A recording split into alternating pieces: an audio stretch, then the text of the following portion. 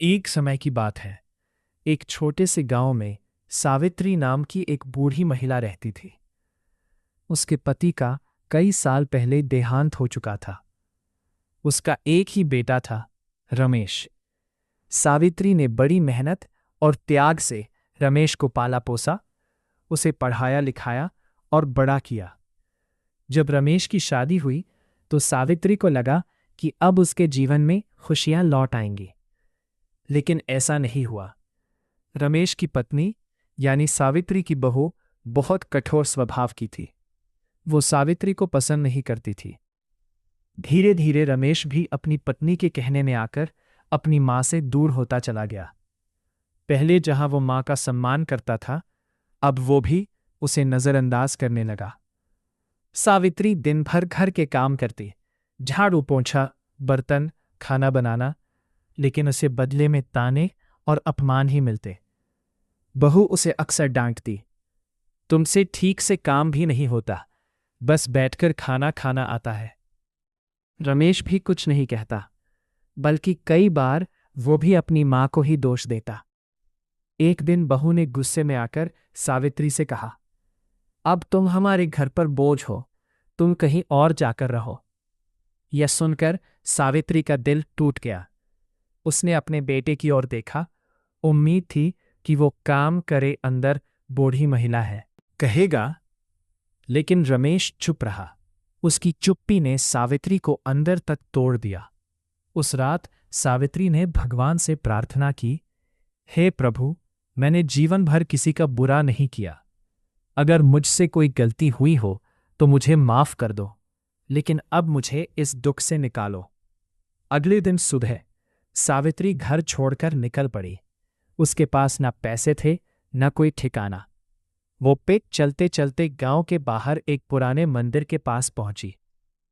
थक कर वो मंदिर की सीढ़ियों पर बैठ गई। तभी वहां एक साधु आए। उन्होंने सावित्री को देखा और पूछा, मां, तुम इतनी दुखी क्यों हो? सावित्री ने अपनी सारी कहानी साधु को सुना दी। साधु ने ध्यान से सुना और मुस्कुराकर बोले, चिंता मत करो, भगवान सब देख रहे हैं, वे तुम्हारी मदद जरूर करेंगे। साधु ने उसे मंदिर के पास एक छोटी सी झोपड़ी में रहने की अनुमति दिलवा दी। अब सावित्री वहीं रहने लगी।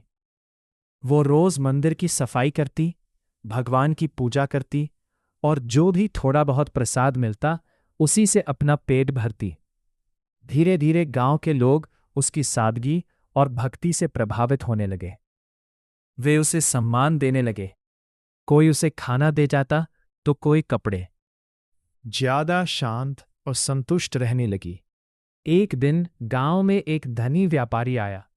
वो बहुत परेशान था क्योंकि उसका व्यापार लगातार घाटे में जा रहा था। उसने मंदिर में जाकर भगवान से प्रार्थना की। वहां उसने सावित्री को देखा, जो पूरे मन से पूजा कर रही थी। व्यापारी ने उससे पूछा, मां, क्या तुम मेरी मदद कर सकती हो? मैं बहुत परेशान हूं। सावित्री ने विनम्रता से कहा, मैं तो एक साधारण स्त्री हूं बेटा, लेकिन भगवान पर विश्वास रखो, सब ठीक होगा। उसने व्यापारी को सच्चे मन से प्रार्थना करने की सलाह दी। व्यापारी ने वैसा ही किया। कुछ ही दिनों में उसका व्यापार फिर से चलने लगा। वो बहुत खुश हुआ और उसे विश्वास हो गया कि यह सब सावित्री के आशीर्वाद से हुआ है। कृतज्ञता में उसने सावित्री के लिए एक छोटी सी पक्की कुटिया बनवा दी और उसके रहने खाने की व्यवस्था कर दी। अब सावित्री को किसी चीज की कमी नहीं थी। उधर रमेश और उसकी पत्नी के जीवन में समस्याएं शुरू हो गई। उनका व्यापार भी घाटे में जाने लगा। घर में कलह बढ़ गई। वे समझ नहीं पा रहे थे कि ऐसा क्यों हो रहा है। एक दिन रमेश को अपनी मां की याद आई। उसे अपनी गलती का एहसास हुआ। उसने अपनी पत्नी से कहा, शायद हमने मां के साथ अच्छा व्यवहार नहीं किया, इसलिए हमारे साथ ऐसा हो रहा है। दोनों ने मिलकर सावित्री को ढूंढने का निर्णय लिया। कई दिनों तक खोजने के बाद वे उस मंदिर तक पहुंचे। वहां उन्होंने देखा कि सावित्री अब सम्मान के साथ रह रही है और लोग उसका आदर करते हैं। रमेश अपनी मां के पास गया और रोते हुए बोला, मां, मुझे माफ कर दो, मैंने तुम्हारे साथ बहुत बुरा व्यवहार किया। सावित्री ने अपने बेटे को गले लगा लिया। उसकी आंखों में आंसू थे, लेकिन दिल में कोई गुस्सा नहीं था। उसने कहा, बेटा, माँ कभी अपने बच्चों से नाराज नहीं होती। बहू भी शर्मिंदा थी, उसने भी माफी मांगी। सावित्री ने उसे भी माफ कर दिया। उस दिन के बाद रमेश और उसकी पत्नी ने अपने व्यवहार में बदलाव लाया। उन्होंने अपनी माँ को सम्मान दिया और उसकी सेवा करने लगे।